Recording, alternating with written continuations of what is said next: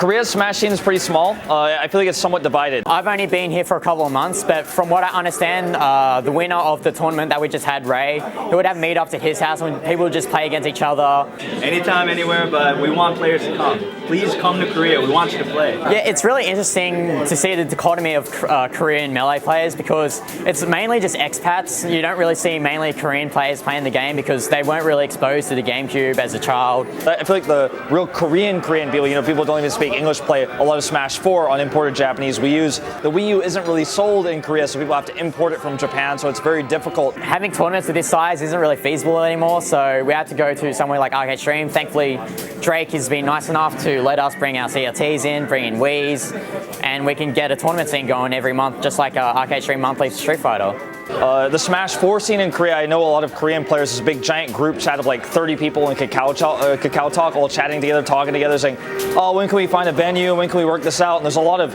discussion about when is this tournament actually going to happen, and everyone always has to cancel because half the people don't come, or there's a lot of no-shows, or some people are too young and they're too busy. So it's all about getting people together and actually finding everyone has the same schedule. So this worked out really well because during Korean Thanksgiving, and most Melee players are not actually Koreans who have to spend time with their families. So this timing worked out really well for this.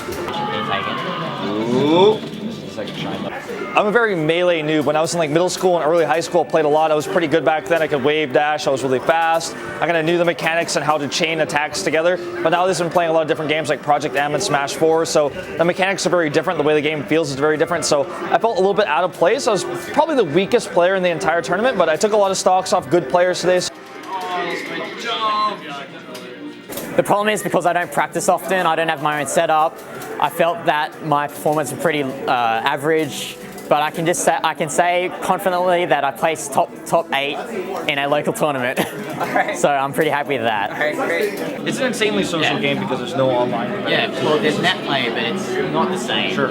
Yeah. You kind of want to be together. Yeah. People who play Smash have friends who play Smash, right? And some people don't play competitively, or they just play at home, and they play with their friends only, but don't play it often. If they knew there was a group of people that play together regularly, it's like regular tournaments, regular practice, that's what's important. If there's a regular scene, that means I know every Tuesday I can go to this place and practice, I'm going to go there, and that one extra person might make the group bigger and might make the group more solid and more consistent is important. Just kind of keep telling people about this, that this exists, promoting it. And anything else you want to say before we close things out? Shout out to my girlfriend. Yeah, Melee and girls do not mix, but she was real patient with me.